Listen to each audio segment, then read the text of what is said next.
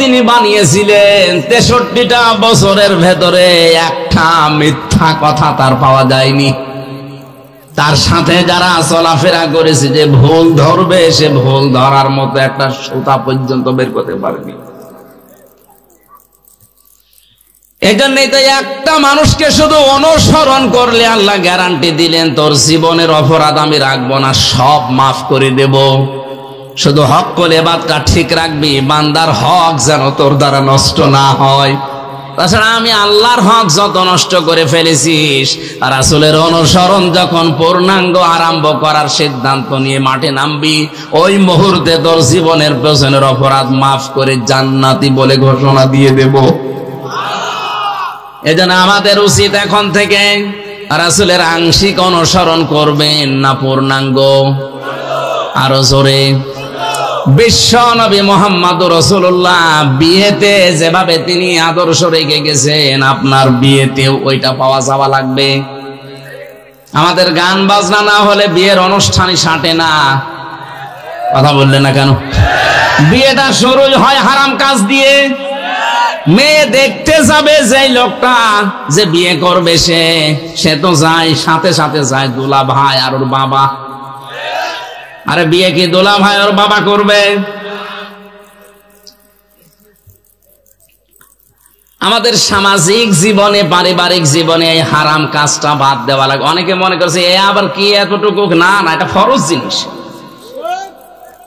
আপনার কি ওই মেয়েটা দেখা যায় যাচ্ছে, আপনি তোর বাবা, এই ছেলের বাবা, আপনি না জানি, আপনার যদি পছন্দ হয় আপনি যদি বলেন ছেলে তুই থাক আমি দেখি, এমনি এমনি আল্লাহ বিধান দেয়নি। আল্লাহ জানে আমাদের মনের ভাব। হ্যাঁ, কথা বলেন না কেন? আল্লাহ জানে না? হযরত আদম নবীকে আল্লাহ যখন বানিয়ে জান্নাতের ভেতরে নিয়ামতে ভরপুর করে রাখলেন, কিন্তু তার ভালো লাগছিল না। আল্লাহ পাক মনের ভাব বুঝতে পেরে বাম পাজর থেকে একটা হাড় ঘুমের ভেতরে তুলে নিয়ে আর একটা মহিলাকে বানালেন, পৃথিবীর সর্বশ্রেষ্ঠ সুন্দরী হযরত হাওয়া দাঁড় করিয়ে রেখেছেন। আদম নবী ঘুম থেকে উঠে দেখলেন এত সুন্দর মানুষ হতে পারে। তিনি তাকালেন, প্রথমে তাফসীর ইবনে কাসির বলেন প্রথমে তাকিয়েছেন, এরপরে ধরতে গেছেন। আল্লাহ পাক বলেন আদম তাকানো যাবে না, ধরা যাবে না। আদম নবী বলছে আল্লাহ তাকানো যাবে, ধরা যাবে, কি করলে সেটা বলেন? তাকানো যাবে, ধরাও যাবে, একটাই শুধু বৈধ পন্থা আছে, বিয়ে করা লাগবে। সুতরাং এখান থেকে বোঝা যায় বিয়ের আগে কোন মহিলার দিকে অন্য নজরে তাকানো জায়েজ নেই, ধরাও জায়েজ নেই, শুধুমাত্র 14 ফেব্রুয়ারির দিন বাদ দিয়ে। এদিন তো কোনো গোনা নেই।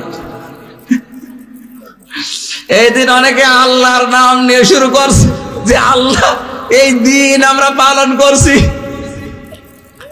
14 ফেব্রুয়ারি বিশ্ব বেহায়া দিবস যারা পালন করেছেন, এটা কিন্তু ইংল্যান্ড থেকে নিয়ে এসেছে, খ্রিস্টানদের দেশ থেকে। যারা এটা পালন করেছেন মুসলমান দাবি করেও, কিয়ামতের দিন আপনার হাসর হবে ওই খ্রিস্টানদের সাথে।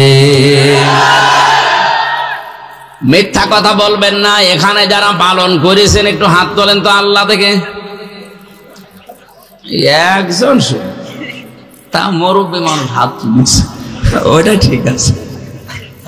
ওই জয় জয় জয়, ওটা তো 70 বছর বয়স হবে। ওনার জীবনে এখনো প্রেম আছে, তাও ভালো করুক। যদি স্ত্রীর সাথে 14 ফেব্রুয়ারি পালন করে কোনো অসুবিধা নেই। এই এলাকায় মনে হয় এগুলো পৌঁছায়নি না। আল্লাহ রাব্বুল আলামিন ডাক দিয়ে বলে আদম বিয়ে করা যখন রাজি হয়ে গেলে এর জন্য মোহর দেওয়া লাগে।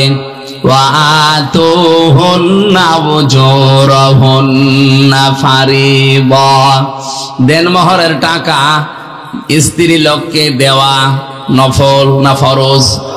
এটা নামাজের মতো ফরজ। ফরজ মনে করে দিয়ে দাও। উনি ডাক দিয়ে বলে রব্বুল আলামিন আমার কাছে তো এন্টি পকেট কিছুই নেই, আমি দেব কি? আল্লাহ পাক ওই সময় বলেছিলেন, আদম আমার দোস্ত মুহাম্মদ রাসূলুল্লাহর নামে 10 বার দরুদ পড়ো, ওইটাই তোমার দেন মোহর হিসাবে আমি মেনে নিলাম। দরুদ পড়ার পরে আল্লাহ ডাক দিয়েছেন, কুলনা ইয়া আদম উসকুন আনতা ওয়া যাওজুকাল জান্নাতা ওয়া কুলা মিনহা রাগাদান হাইসু শি'তুমা ওয়া লা তাকরাবা হাদিহিশ শাজারাতা ফাতাকুনা মিনাজ জালিমিন। ভালো করে খেয়াল করবেন, আমি ওই আয়াত পড়েছি জন্মের পর থেকেই, কই এভাবে তো বুঝি নাই। দেখেন তো কি তথ্য আছে আয়াতে। আল্লাহ আদম নবীকে বললেন, বিয়ে হয়ে গেছে, বউ নিয়ে বাবার বাড়ি চলে যাও। আদমের বাবার বাড়ি মানে আদমের বাড়ি জান্নাত। আদমের বাড়ি কি? আর আমাদের বাবার বাড়ির নাম কি? আল্লাহ পাক আমাদের বাবাকে বিয়ে করার পরে বললেন, বউ নিয়ে চলে যাও বাড়িতে। তার মানে এটাই কোরআনের নিয়ম, বউ নিয়ে বিয়ে করে আপনার বাবার বাড়িতে আপনি যাবেন। আর এখন অনেকেই ঘর জামাই থেকে যাচ্ছে না, এলাকায় ঘর জামাই নেই। আপনি একটা আহাম্মক না, বিয়ে করে মেয়ে নিয়ে যাবেন আপনি নিজের বাবার বাড়ি, না নিজের শহর থেকে যাচ্ছেন। আল্লাহ পাক আয়াতে কিন্তু শব্দের দিকে খেয়াল করলে দেখবেন, বলেন তোমার বউ নিয়ে তোমার বাড়ি যাও। শুধু বাড়ি যায় কি করবা? ওয়াকুলা মিনহা হাইসু শি'তুমা। এই খেয়াল করেন, আরবি গ্রামার যারা বোঝে, এখানে শব্দ কিন্তু আংতা ওয়াকুলা আল্লাহ দেয়নি, একবারে ওয়াকুলা দিয়েছেন। আজ যারা নারী পক্ষ, নারী স্বাধীনতা আন্দোলন, নারী বিপ্লব পরিষদ, নারী মুক্তি পরিষদ নাম করে চিল্লাচ্ছেন যে কোরআন নারীদের অধিকার দেয়নি, আরে শয়তান ওয়াকুলা। আল্লাহ পাক পুরুষের দিকে ঝোঁকেন নাই, নারীর দিকেও ঝোঁকেন নাই, মাঝামাঝি থেকে বলেছেন ওয়াকুলা, দিয়ে বচন দিয়ে দিলাম। হে আদম, তোমার বাড়িতে যেখানে ইচ্ছা যাবে, যা ইচ্ছা খাবে, ঠিক আছে, কিন্তু তুমি যেই মানের খাবার খাবে, যেই মানের পোশাক পরবে, সেই মানের জায়গায় থাকবে। ওই রকম খাবার, ওই রকম পোশাক, ওই রকম মানের জায়গায় স্ত্রীকে রাখা লাগবে। আজ অন্যান্য ধর্মের লোকেরা চিল্লাচ্ছে ইসলাম কি দিয়েছে, কি দিয়েছে আপনি টের পান? আপনি তো জানেনই না কি দিয়েছে। পৃথিবীর অন্য ধর্মগুলোর দিকে তাকালে আপনি দেখবেন মেয়েদের যে সমস্ত বিষয়গুলো, ওরা নিজেদের সম্পত্তি থেকে এদের বঞ্চিত করার জন্য ওদের ধর্মীয় নিয়মে ঘোষণা দেয়। আর আমাদের ধর্মীয় নিয়মে আছে, মেয়েকে তার সম্পত্তি না দিলে ওই বাবা, ওই গার্জিয়ান জাহান্নামে যাবে। এত বড় কঠিন বাক্য পৃথিবীর অন্য কোন ধর্মে নেই। এখানে কত শরীক ফাঁকি দেওয়া মানুষ বসে আছে, অথচ হজ করে এসেছে। হজে যাওয়ার আগে ছেলের নামে ভালো ভালো জমিগুলো, সম্পদগুলো লিখে দেয়, আর মেয়ের মাথায় হাত দিয়ে বলে, মা তোর জন্য দোয়া করে দিলাম, যা। এটা নির্ভেজাল শয়তান। ওনার হজ কবুল হয়ে বাংলাদেশে আসা দূরের কথা, জিদ্দার বিমানবন্দরও পৌঁছাবে না। যারা শরীক ফাঁকি দিয়েছেন তাদের বড় ক্ষতি হবে দুইটা। এখানে তাকান, সে মেয়ে হোক, ভাই হোক, বোন হোক, ফুফু হোক, যারা শরীক ফাঁকি দিয়েছেন, এমনকি জনগণ হোক, যারা শরীক ফাঁকি দিয়েছেন, শোনেন তিরমিজি শরীফ, দুইটা ক্ষতি হবে আপনার। এক নাম্বারে, আপনার যখন থেকে শরীক ফাঁকি দিয়ে ফেলেছেন, ওই দিন থেকে মরণ পর্যন্ত জীবনের কোন ইবাদত আপনার মাথার উপরে উঠবে না। দুই নাম্বারে, আপনি যখন মারা যাবেন ঈমান পাবেন না। নবীজি বলেন লোকটা বেঈমান হয়ে মারা যাবে। বলেন নাউজুবিল্লাহ। আমার মনে হয় এই হাদিসটা না বলাই ভালো ছিল, কারণ দিনাজপুরে এরকম 2 নাম্বার লোক নেই। শরীক ফাঁকি দেওয়া মানুষ যদি থাকেন, একটু দাঁড়িয়ে আমারে দেখান। এই ওয়াজ করা আমার মনে হয় ঠিক হয়নি, এসব আল্লাহর ওলি বসে আছে। দিনাজপুরবাসী আল্লাহ পাকের আয়াতের দিকে খেয়াল করেন। আমি কিন্তু তাফসীর আকারে কথা বলছি। আল্লাহ মেয়েদেরও ছেলেদেরও দুই পক্ষে না, যে মাঝামাঝি। হে আদম, শুধু নিজে মন মতো খাবে, নিজে মন মতো ঘুরবে না, হবে না। তুমি যেখানে যাবে, যেখানে খাবে, যেই মানের খাবার খাবে, যেই মানের পোশাক পরবে, ওই রকম মানের খাবার পোশাক স্ত্রীকে দেওয়া লাগবে। এটা নফল না, এটা ফরজ। শুধু এতটুকু আল্লাহ শেষ করেননি, ওয়ালা তাকরাবা হাযিহিস শাজারাতা, সাবধান, স্ত্রীকে নিয়ে ঘুরতেও বেড়ানো যাবে, কিন্তু ওই গাছটার কাছে যাবে না। এই গাছটা মানে আল্লাহর বর্ডার। গাছ মানে কি? এটা আল্লাহর নির্ধারিত সীমা, নিষিদ্ধ জায়গা। জান্নাতের ভেতরে একটাই শুধু বর্ডার ছিল, নিষিদ্ধ জায়গা ছিল। এই পৃথিবীতে আমার আল্লাহর প্রায় 500 বর্ডার আছে। কত? আরো জোরে বলেন। যারা ইমানদার দাবি করবে তারা যেন এই দুনিয়াতে এই 500 বর্ডারের ধারে কাছে না যায়। জান্নাতে একটা বর্ডার পার হয়ে গেলে আল্লাহ ঘোষণা দিয়েছিলেন, ওয়ালা তাকরাবা হাযিহিস শাজারাতা ফাতাকুনা মিনাজ জালিমিন। যদি এই গাছের কাছে যাও, বর্ডার সীমারেখা অতিক্রম করো, বর্ডার ক্রস করো, এই নিষিদ্ধ জায়গায় যাও, তাহলে দুইজনেই জালেম হয়ে যাবে। আয়াতের মূল শিক্ষা হচ্ছে স্ত্রীকে শুধু ঘরের ভেতরে বসিয়ে রাখবেন না, এইটা আয়াত বলে না। আয়াত বলেছে হাইসো সে তোমা, যাও, বেড়াতে যাও। স্ত্রীকে নিয়ে আপনি বেড়াতে যাবেন, অনুষ্ঠানে যাবেন, কিন্তু সাবধান, যেই স্থানে গেলে, যে অনুষ্ঠানে গেলে আপনার নিজেরও বর্ডার থাকে না, আপনার বড় বর্ডার থাকে না। বর্ডার মানে এখানে পর্দা, বর্ডার মানে আরো জোরে, জান্নাতের ভেতরে বর্ডার মানে গন্ধম গাছ। আর পৃথিবীতে আমাদের জন্য বর্ডার আছে যেহেতু 500, এর ভেতরে একটা বর্ডারের নাম পর্দা। আসতে বলেন। তাহলে এমন অনুষ্ঠানে যাওয়া যাবে না যেখানে গেলে নিজেরও পর্দা থাকে না, স্ত্রীরও পর্দা থাকে না। এরকম অনুষ্ঠানে যাওয়া যায় না। যদি আল্লাহর বর্ডার ক্রস করে, পর্দা লঙ্ঘন করে, বেপর্দা হয়ে ভাবে যায় আর ওখানে আনন্দ ফুর্তি করে, বুঝতে হবে আল্লাহর ভাষায় দুইজনেই জালেম হয়ে গেছে।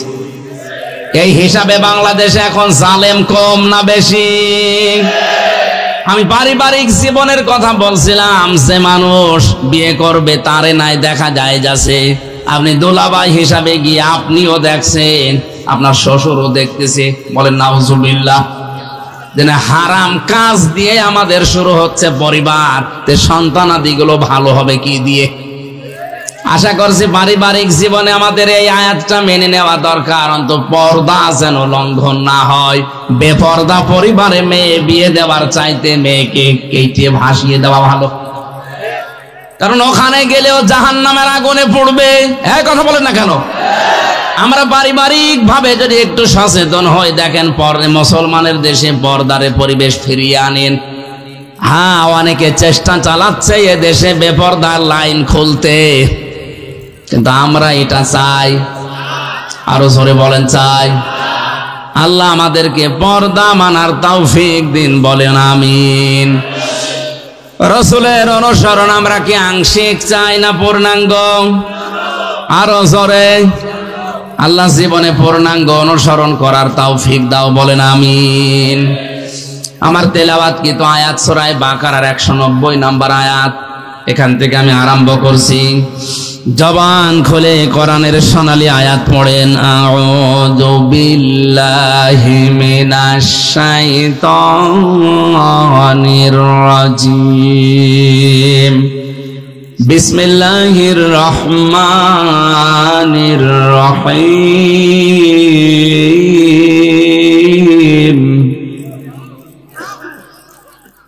না, আমি অ্যাক্টিভতা পাচ্ছি না। এই একটু একটু একটু এইদিকে আয়াতটা শেষ করি নাকি মোনাজাত করে দেব? 77 প্রকার হয়তো সব বলা সম্ভব হবে কিনা জানি না, প্রায় 70টা পৃষ্ঠা লিখেছি।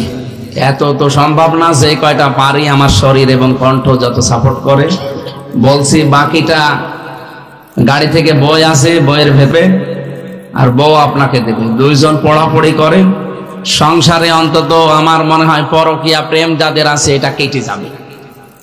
আমি জেলখানায় থাকতে টুকে টুকে রেখেছিলাম, বাইরে এসে বই আকারে লিখেছি, দুইটা আছে, একটা নারীদের জন্য একটা পুরুষের জন্য। এই যে গাড়িতে আছে ডানি, এখান থেকে মোনাজাতের পরে নেবেন। আমরা এখন কোরআনে প্রবেশ করছি, জবান খুলে পড়েন আউযু বিল্লাহি মিনাশ শাইতানির রাজিম, বিসমিল্লাহির রহমানির রহিম, وقاتلوا في سبيل الله الذين يقاتلونكم ولا تعتدوا إن الله لا يحب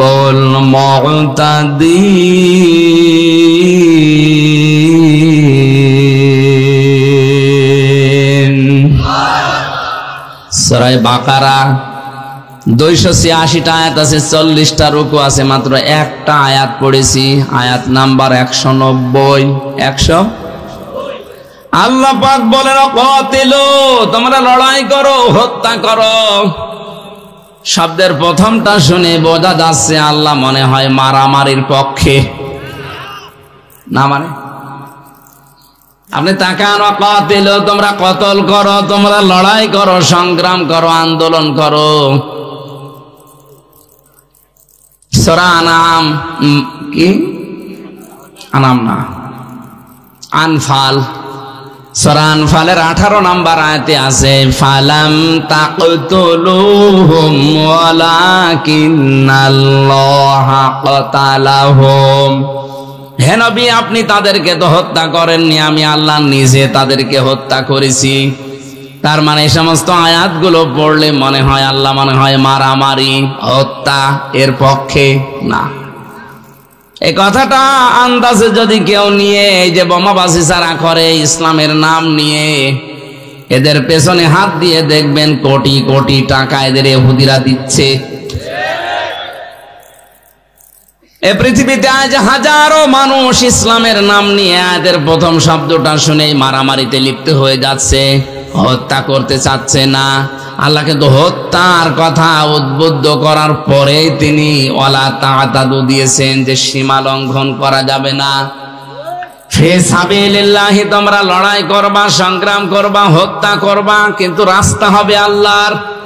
আর আল্লাহর রাস্তায় নবীজির যে 40 বছর থেকে শুরু করে 63 বছর, এই 23 বছরে তিনি নবুয়তের জিন্দেগিতে নিজে 27টা যুদ্ধের সেনাপতি হয়ে দায়িত্ব পালন করেছিলেন।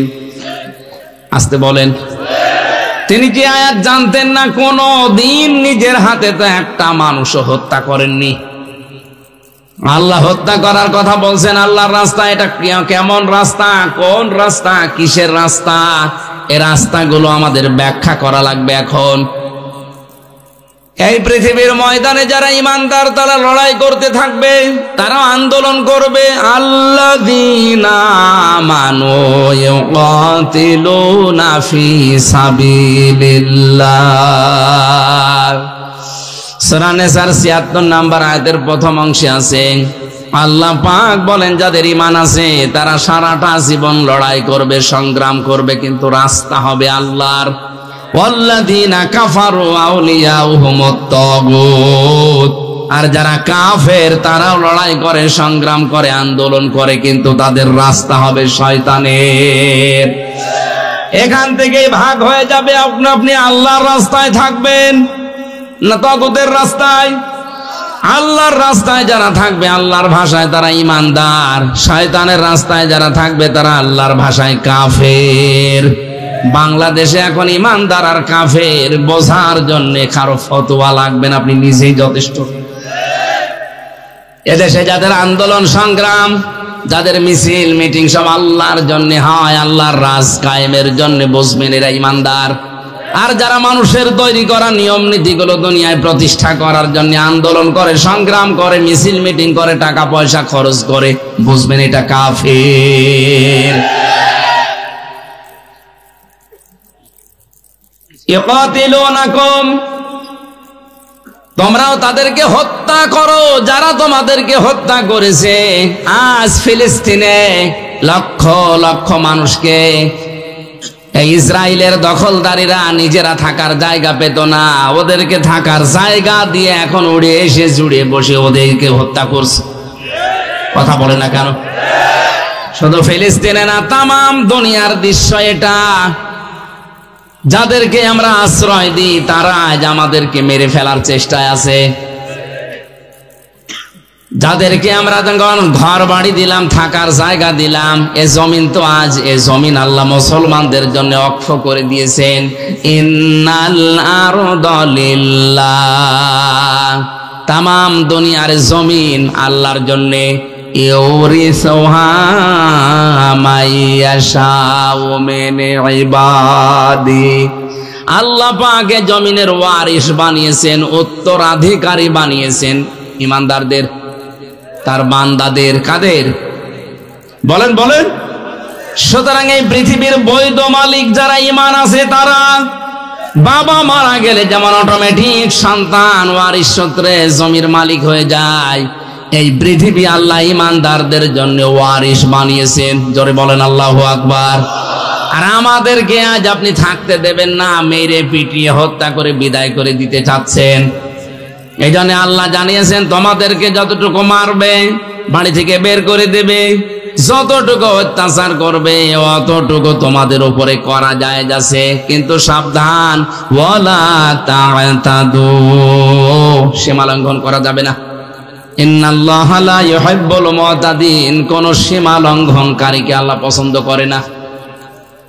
এই আয়াত থেকে আল্লাহ তাফসীর আকারে আমি সাজিয়েছি। এদিকে তাকান। এ পৃথিবীতে যত ঘৃণিত কাজ আছে, সবচাইতে আল্লাহর কাছে ঘৃণিত কাজ হচ্ছে দুনিয়ায় যে কোনো বিষয়ে সীমা লঙ্ঘন করা, বর্ডার ক্রস করা, লিমিট ক্রস করা। কথা বলেন ঠিক কিনা? আমরা এই আয়াত থেকে তাফসীর পড়তে গিয়ে পেয়েছি পৃথিবীর যত জাতিকে আল্লাহ ধ্বংস করেছেন, সব জাতির পিছনে কারণ ছিল একটাই, তারা সীমা লঙ্ঘন করেছে।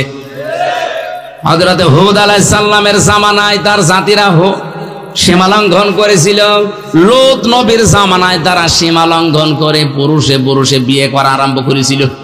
এই যে লাওয়াতাত যেটা বলা হয়, যেটা আজ ট্রান্সজেন্ডারের নামে অনেকে চালু করতে চাচ্ছে। আল্লাহ জর্ডানে ডেড সি বানিয়ে, মৃত সাগর বানিয়ে দিয়েছে তাদেরকে পুরা উল্টিয়ে। সালে নবী আলাইহিস সালামের জামানায় ওরা সীমা লঙ্ঘন করেছিল, ওজনে কম বেশি করে, আর কারো মাল নিয়ে গেলে ছিনতাই করে নিত। এই দুইটা সীমা লঙ্ঘনের কারণে হযরতে সালেহ নবীর জাতিকে আল্লাহ ধ্বংস করে দিয়েছে। আজ যারা বাংলাদেশে ওজনে কম বেশি করছেন, ওজনে কম বেশি মানে কি? অনেকেই মনে করে ওজনে কম বেশি মানে ওই দাড়ি পাল্লা। যারা দোকানদারি করছে, ব্যবসা করছে, ওদের জন্য না। ওজনে কম বেশি মানে নেওয়ার সময় বেশি নেয়, দেওয়ার সময়। আরো জোরে বলেন।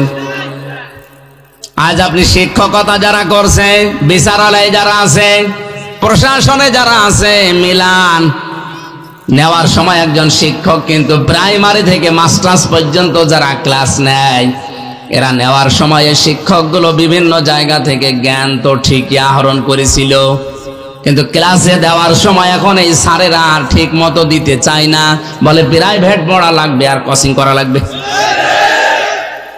কোরআনে কারিমেদের জন্যই জানিয়েছে ওয়াইলুল লিল মুতাফফিফিন আল্লাযীনা ইযা তালু আলান নাসি ইয়াস্তাউফুন। আল্লাহ পাক বলেন ধ্বংস হয়ে যাক ওই দোকানদার গুলো, ওই মানুষগুলো যারা নেওয়ার সময় বেশি নেয়, দেওয়ার সময় কম দেয়। আজ আমি আয়াতের সাথে মিলিয়ে 1 থেকে মাস্টার্স পর্যন্ত প্রাইমারি স্কুল, কলেজ, বিশ্ববিদ্যালয়, মাদ্রাসা আমি মিলিয়ে দেখেছি হাজার হাজার শিক্ষক আল্লাহর লানত প্রাপ্ত। আরে ভাই, একটা শিক্ষক হতে হলে তো জ্ঞান অর্জন করা লাগে, কম না? বিশ্ববিদ্যালয়ে যারা মাস্টার্সে ক্লাস নেয়, এই সমস্ত ডক্টররা, কত বড় বড় ডিগ্রি বিভিন্ন দেশ থেকে নিয়ে এসেছে, কত কষ্ট করে, কত পড়াশোনা তাদের করা লাগে, যোগ্যতা। কিন্তু ক্লাসে দেওয়ার সময় অধিকাংশ স্যারগুলো দেখি না, এগুলো আর ক্লাসে ডেলিভারি দিতে চায় না। তখন প্রাইভেট ভার্সিটিতে যে ক্লাস নেয় আর বলে প্রাইভেট পড়ো নাই কোচিং করো। এই কথা বলেন না কেন? এরকম কলেজ দেশে নেই, এরকম স্কুল নেই, এরকম প্রাইমারি নেই। আপনি কি মনে করছেন যে আমি নামাজ পড়ি, রোজা রাখি, আমি পর্দা করে চলি, আমার ব্যবসা হালাল, আমি মাপ পেয়ে যাব? আরে ভাই, আপনি তো ওজনে কম বেশি করছেন। আশা করছি যত শিক্ষক আছে পৃথিবীতে, এই আওয়াজটা যত জায়গায় পৌঁছাবে আমি এমনি বলি নাই, আমার বিশ্ববিদ্যালয়ের দিকে তাকিয়ে বলছি। আমার একজন স্যার আমি যা দেখেছি, শুধু আমার ডিপার্টমেন্টে এরা জ্ঞানের সাগর, কিন্তু ওইভাবে যদি আমাদেরকে দিত আমরা অন্তত কিছু না কিছু পেতাম। স্যার তো এই জন্য আমি আর নিচে নামতে পারলাম না, কারণ কালকে আবার না জানে বদুয়া দিয়ে দেখেনি। শ্রদ্ধাভাজন শিক্ষক মন্ডলী, আল্লাহর কসম, কোরআন আমার সামনে, আপনাদেরকে আমি জীবনের চাইতেও বেশি ভালোবাসি। কোরআন পড়ে আমি যতটুকু বুঝতে পারছি যে আপনারা কিন্তু ধরা খাবেন। 73টা ক্লাস নেওয়ার কথা 6 মাসে, অথচ 3-4টে ক্লাস নিয়ে বাকিগুলো বলে তোরা পড়ে নিবি। সরকার আপনাকে প্রতি মাসে মাসে 80 থেকে 90 হাজার টাকা করে বেতন দেয় এই 73টা ক্লাসের জন্য। হ্যাঁ, কথা বলছে না কেন?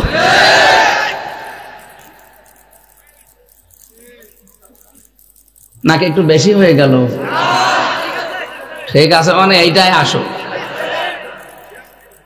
আজ আমাদের কলেজে, স্কুলে, হাই স্কুলে, বিশ্ববিদ্যালয়ে, মাদ্রাসায় প্রাইভেট পড়ো, কোচিং করো। কেন? আপনাকে 8 ঘন্টা সরকার দায়িত্ব দিয়েছে খেলা করার জন্য। যেগুলো আপনার ভেতরে আছে ওইগুলো সঠিকভাবে ডেলিভারি দিতে পারেন না। আজ এই যে চেয়ার, এই মঞ্চগুলো, এই মেম্বারগুলো এখন আমরা খেয়ানত করে ফেলছি। যেগুলো আমরা নিয়ে আসি ডেলিভারি দিতে পারে না, একবারে পেছন থেকে আওয়াজ দেয় হুজুর, এক হুজুরই সব। আমরাও পড়ে যাচ্ছি। আজ হাজার হাজার বক্তা, আলেম, আলোচক যারা খতিব, এরা কিন্তু ধরা খেয়ে যাচ্ছে। একজন খতিবের দায়িত্ব ছিল 7 দিনে এলাকায় যা হয়, পরিবার, ব্যক্তি, সমাজ, রাষ্ট্রে, ওইটা 7 দিন এক জায়গায় করবে, সামারাইজ করে করে কোরআন আর হাদিসের সাথে মিলিয়ে মেম্বারে 7 দিন পরে পরে বলবে। এরকম মসজিদ বাংলাদেশে কোনটা আছে আপনি দেখান? বায়তুল মোকাররমে যা লিখে দেওয়া হয় তাই বলা লাগবে। জোরে বলেন সুবহানাল্লাহ। ব্যক্তি, পরিবার, সমাজ, রাষ্ট্র থেকে অন্যায় তুলে দেবেন কি করে? অথচ ইমামদের, খতিবদের, মাওলানা, আলেম সারা আছে দায়িত্বশীল, তাদের এইটাই ছিল মেম্বারের হক। আপনি নেওয়ার সময় তো ঠিকই নিলেন, আমি তো 7 দিন ধরে ধরে মনে করেন আমি পড়লাম পরিবার, সমাজ, রাষ্ট্রে কি দরকার। জমার দিন আমি খুতবায় বলবো, আমি আর বলতে পারি না। সামনে সভাপতি পেট উঁচু করে বসে আছে, সেক্রেটারি আর ক্যাশিয়ার বলছে হুজুর, এক হুজুরে আমি সব ভুলে খেয়ে ফেলেছি।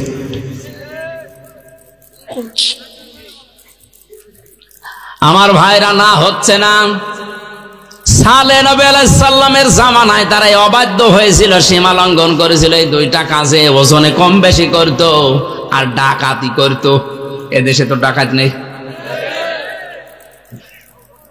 ডাকাত মানে যে পুকুর ডাকাতি করে, বন ডাকাতি করে, ব্যাংক ডাকাতি করে। আজ বিভিন্ন দেশে দেশে তারা স্ত্রীর নামে বেগম পাড়া বানায়। কথা বলেন ঠিক কিনা? মানে ভাই, বাইরের দেশে যারা বেগম পাড়া বানিয়েছে ওরা 2, 4, 5 টাকা চুরি করা লোক না, ওরা ডাকাত। কলমের খোসা দিয়ে 1 খোসাতে 2 সেকেন্ডে 20 কোটি টাকা যারা এরকম ঝেড়ে দিতে পারে তারাই বেগম পাড়া বানায়। আর আমাদের দেশে চোরের বিচার হয় মূল্য চোর, স্যান্ডেল চোর। আরে ভাই, একটা লোক স্যান্ডেল যদি 50 বছর চুরি করে, খুব বেশি হলেও নাই 10 লাখ টাকা স্যান্ডেল চুরি করতে পারে। 50 বছর একাধারে স্যান্ডেল চুরি করে কয় টাকা হয়? 10 লাখ। আর যে লোকটা এসি রুমের ভেতরে ঢাকাতে বসে আছে, এই জেলাতে বসে আছে, এক জায়গায় বসে শুধু একটা সই করে দেবে, এক টিপ সয়ে 1 সেকেন্ডের ভেতরে 20 কোটি। রাস্তার জন্য যদি বাজেট হয়, রাস্তাটা শুধু একটু সই করে দেওয়া দরকার। আরে উপর থেকে তো ঠিকই আসে, নিচ পর্যন্ত আসতে আছে সব আল্লাহর ওলিদের পেটে চলে যাচ্ছে। এইটাও কিন্তু সীমা লঙ্ঘন। সালেহ নবী আলাইহিস সালামের জামানায় ছিল, তারা সীমা লঙ্ঘন করেছিল। হযরতে সালেহকে ডাক দিয়ে বলেছে, সালেহ তুমি যে নবীর দাবি করো, উট নিয়ে এসে দেখাও একটা গর্ভবতী উট, তাও পাহাড়ের উপর থেকে। হযরতে সালেহ নবী সিজদায় গিয়ে বলে, রব্বুল আলামিন দয়া করে তুমি আমাকে সাহায্য করো, আমার উম্মতরা নাই তো মানবে না, দেশ থেকে আমারে বের করে দেবে। আল্লাহ পাক বললেন, আমি পাঠাতে পারি, পাঠানোর পরে যদি না মানে তখন কিন্তু তুমি দোয়া করবা না, তখন শাস্তি আসবে। এসে গেল 10 মাসের গর্ভবতী উট এসে হযরতে সালেহ নবী দেখলেন, বললেন, হাদিহি নাকাতুল্লাহি লাকুম আয়াতান ফাদারুহা তাকুল ফি আরদিল্লাহ। এটা আল্লাহর উষ্ঠি, সাবধানে যেখানে যাবে, যেখানে ইচ্ছা খাবে, এর কাছে খারাপ উদ্দেশ্যে কেউ যাবে না। আমার এই আয়াতের শিক্ষা হচ্ছে, পৃথিবীতে সালেহ নবী এসেছিলেন, ওই বিদায় নিয়েছেন, তার যে মুজিজা, যে উষ্ঠি, এটার কাছে কেউ খারাপ উদ্দেশ্যে গেলে ফায়াখুযাকুম আযাবুন আলিম, তাদেরকে যন্ত্রণাদায়ক শাস্তি আল্লাহ দিয়েছিল। এখন আমাদের নবী মুহাম্মদুর রাসূলুল্লাহর জীবনের শ্রেষ্ঠ মুজিজা কোরআন, এটাও যেখানে ইচ্ছা যাবে, যা ইচ্ছা করবে। এ কথা বলছেন না কেন? এখানে যা ইচ্ছা আছে, এখানে যা দেওয়া আছে তাই করবে, যেখানে যেখানে যাওয়া দরকার সেখানে যাবে। শুধু মাদ্রাসায়, শুধু খানকায়, শুধু মসজিদে বলেন, এটা যাবে পার্লামেন্টে, সচিবালয়ে, বিচারালয়ে, ইউনিয়নে, পরিষদে, সব জায়গায় এটা যেতে পারবে। আলা আলাহুল খলকু ওয়াল আমরু, আমি বানিয়েছি, আমার আইন চলবে। উট যদি যেখানে ইচ্ছা যেতে পারে, যা ইচ্ছা খেতে পারে, আল্লাহর এইটাও তো আয়াত। এই আয়াত যেখানে ইচ্ছা যাবে, যা ইচ্ছা করবে। যদি একে কেউ বাধা দেন, ফায়াখুযাকুম আযাবুন আলিম, আল্লাহ বলেন যন্ত্রণাদায়ক শাস্তি আসবে। সালেহ নবী আলাইহিস সালামের জামানায় তারা আল্লাহর এই বর্ডার, এই উষ্টিকে হত্যা করেছিল, সীমা লঙ্ঘন করে। আমার আল্লাহ তাদের ধ্বংস করে দিয়েছেন। আজও আমরা যদি এর কাছে খারাপ উদ্দেশ্য নিয়ে আসি, এর নিয়ম নীতিগুলো পাল্টানোর ব্যবস্থা করি, আল্লাহর কসম আমাদের উপরেও গজব আসবে। এজন্য সীমা লঙ্ঘন করা যাবে না যে কোনো কায়দায়।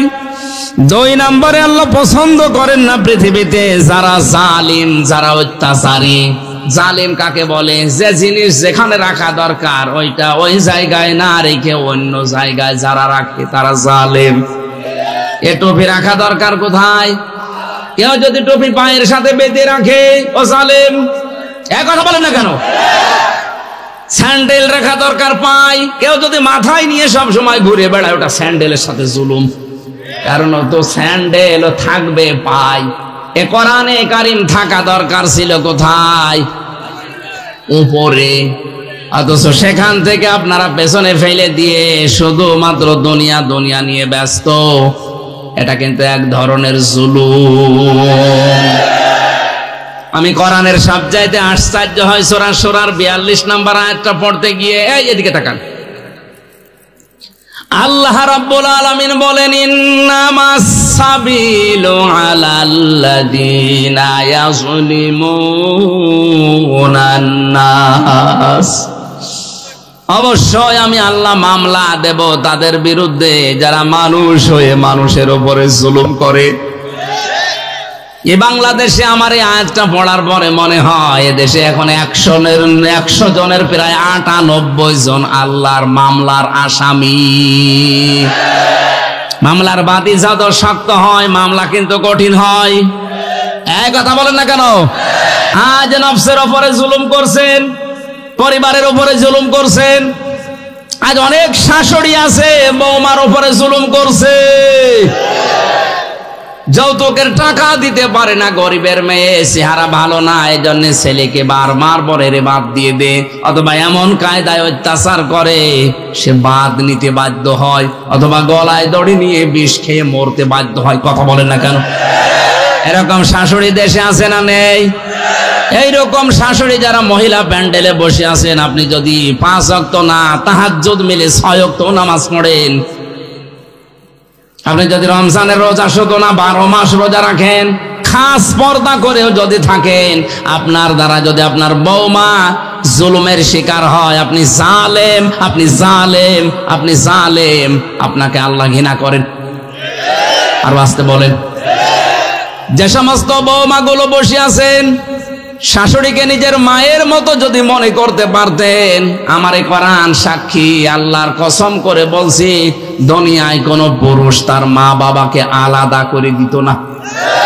আপনার কারণে আলাদা করা লাগে, আপনি মনটা একটু উদার করতে পারেন না? আজ বাংলাদেশের জামাই যারা আছে, এই দেশের জামাইগুলো তাদের শ্বশুরকে শাশুড়িকে যেই নজরে দেখে, যেভাবে মহাব্বত করে, যেই মনে দেখে, বৌমাগুলো যদি স্বামীর মার বাবাকে ওই নজরে দেখতো, এই বাংলাদেশে আমার মনে হয় কোনোদিন কেউ আলাদা হতো না। পরিবারে এদের এই শুধু কানাকানি, তালাতালি, কান কথার কারণে পরিবারগুলো মিনি জাহান্নাম হয়ে গেছে। এই লোকটা সারাদিন বাইরে থেকে কাজ করে এসে বয়ের গোমরা মুখ, মায়ের গোমরা মুখ এখন করবে কি? বাধ্য হয়ে শেষ পর্যন্ত মানসিক রোগী হয়ে যায়। বেশি বলে ফেললাম? সম্মানিত মা বোনেরা, আমরা জামাইরা যেভাবে আছি, আপনারা একটু উদার হন। ওটা যদি আপনার মা বাবা হতো, কোনোদিন আপনি কিন্তু বৃদ্ধাশ্রমে রেখে আসতে বলতে পারতেন না। আপনার যা করা লাগে আপনি তাই করতেন। এ লোকটা 25 বছর 30 বছর পর্যন্ত ওই মেয়েটা, ওই ছেলেটা এর পেছনে শ্রম দিয়ে এ পর্যন্ত বড় করে আপনার হাতে দিল, আর আপনি এখন 3 কথার কবুল বলে একেবারে সব দায়িত্ব নিয়ে নিয়েছেন। মা বাবা এখন ডিলেট হয়ে যাবে মানে? এইরকম যারা ছোট মানসিকতার মন মানসিকতা তৈরি করছেন, আপনার সন্তানও কিন্তু ঠিক ওই রকমই করবে যেটা শাশুড়ির সাথে করছেন। আর জুলুম আমাদের পরিবারে ভরে গেছে। আর স্বামী স্ত্রীর উপরে জুলুম করছে, স্ত্রী স্বামীর উপরে জুলুম করছে। স্বামী স্ত্রীর বড় জুলুম হচ্ছে এই দেশে এখন পরকীয়া প্রেম। আপনার জন্য যেই মহিলা বাসেট আছে, যার সাথে বিয়ে হয়েছে, আপনি মনে করবেন এইটাই আপনার জন্য বরাদ্দ আল্লাহর পক্ষ থেকে, অন্য কোনো দিকে আপনি বিয়ে ছাড়া আর মন দিতে পারবেন না। যদি দেন আপনি জালেম হবেন। যেই মহিলা বিয়ে হয়েছে আপনার স্বামীর সাথে, মনে করবেন এইটাই মরণ পর্যন্ত আপনার। হ্যাঁ, স্বামীর ইনকামে আপনাকে আবার সন্তুষ্ট থাকা লাগবে। নবীজি বলেন ওই মহিলাকে, হযরতে আইয়ুব নবীর স্ত্রীর সাথে আল্লাহ জান্নাত দেবেন যেই মহিলা নিজের স্বামীর ইনকামের উপরে খুশি থাকে। আপনার স্বামীর ইনকাম প্রতি মাসে 20,000 টাকা, আপনার পার্লারে সাজতে লাগে 18,000 টাকা, ও এখন করবে কি? আপনাকে তো আল্লাহ ইচ্ছা করলে সালমান এফ রহমানের সাথে, আকিজের বড় ছেলের সাথে বিয়ে দিতে পারতো। কথা বলছে না কেন? সেই জায়গায় না দিয়ে এই লোকটার মতো একটা হুজুরের সাথে দিয়েছে, এর মাসে ইনকাম 20,000, ওর যদি সাজতে গোজতে লাগে 18,000, ও এখন চুরি করা ছাড়া, অবৈধ উপায় করা ছাড়া উপায় আছে? নাম্বার আল্লাহ অপছন্দ করে যারা অপচয় করে, অপব্যয় করে। এখানে শব্দ দুইটা, একটা অপচয় আর একটা অপব্যয়। আরবিতে একটা হচ্ছে ইসরাফ আর একটা তাবজির। ইসরাফ করাও হারাম, তাবজির করাও হারাম। ইসরাফ মানে বৈধ কাজে ব্যয় করা বেশি। আমার আম লাগবে 2 কেজি, টাকার গরমে আমি 10 কেজি আম কিনে 8 কেজি পচিয়ে ফেললাম, এটা হারাম। আসতে বলেন। আর তাবজির বলা হয় হারাম কোন কাজে টাকা খরচ করা, যেমন মদ খাওয়া, বিড়ি খাওয়া। এক কথা বলছেন কেন? এমনিতেই হারাম, এরপর আবার হারাম ডবল করে করছে। আল্লাহ এই মানুষগুলোকে সবচাইতে বেশি ঘৃণা করেন যারা অপচয় করে, যারা অপব্যয় করে। পড়া কোরআন পড়ে আমি শয়তানের ভাই পেয়েছি শুধু যারা অপচয় করে তাদেরকে। বড় বড় গুনার কথা কোরআনে আছে, কিন্তু শয়তানের ভাই আল্লাহ বলেননি। শয়তানের ভাই আল্লাহর দৃষ্টিতে তারা যারা এ দুনিয়ায় অপচয় করে, বলেন নাউজুবিল্লাহ। 5 নম্বরে মহান আল্লাহ বলেন যারা খেয়ানত করে, যারা পাপী। আমানতের খেয়ানতে দেশে এখন আছে না নেই? সব চাইতে বড় খেয়ানত হচ্ছে যে যে চেয়ারে বসার যোগ্য না তাকে ওই চেয়ারে বসাই খেয়ানত। এটা আমেরিকায় চলছে, বাংলাদেশে শুরু হয়নি। যার যোগ্যতা নেই চেয়ারে বসায় তারে জোর করে বসানো হয়, অথবা সে নিজেই জোর করে বসে। এটা আমানতের আমানতের আমানতের আমানতের খেয়ানত যারা করে তারা আল্লাহর নবীর ভাষায় মোনা মোনা মোনা। 6 নম্বরে নবীজি বলেন আল্লাহ তাদেরকে অপছন্দ করেন যারা ফাসাদ সৃষ্টি করে, বিশৃঙ্খলা তৈরি করে দুনিয়ায়। 7 নম্বরে যারা মন্দ কথা বলে, মন্দ কাজ করে। এতগুলো পয়েন্ট আর বলা যাচ্ছে না, আমার গলা ভেঙে যাচ্ছে। এই যে 7 প্রকার পর্যন্ত বললাম, অন্তত আমরা যেন এর ভেতরে যদি থাকি নিজেকে এখনই থামাই। 1 নম্বরে সীমা লঙ্ঘনকারী, 2 নম্বরে জালিম। কথা বুঝতেছেন? এই সমস্ত গুণ আমাদের ভেতরে আছে। 3 নম্বরে অহংকারী, 4 নম্বরে অপচয়কারী, অপব্যয়কারী, এরপরে খেয়ানতকারী, বিশৃঙ্খলা সৃষ্টিকারী, ভালো কথা না বলে মন্দ কথা বলে, গালিগালাজ করে, স্ট্যাটাস দেয়, এরম উল্টা পাল্টা। মানুষের ভেতরে বিভেদ তৈরি করার জন্য যারা চেষ্টা চালায়, মানুষের নামে যারা বানিয়ে বানিয়ে অপবাদ চালায়, অপবাদ দেয়, এই মানুষগুলোকে আল্লাহ সবচাইতে বেশি ঘৃণা করে। বুঝবেন যে এলাকায় মানুষের উপরে অপবাদ চাপানো হয় বেশি, যেই পরিবারে, যেই সমাজে, যে রাষ্ট্রে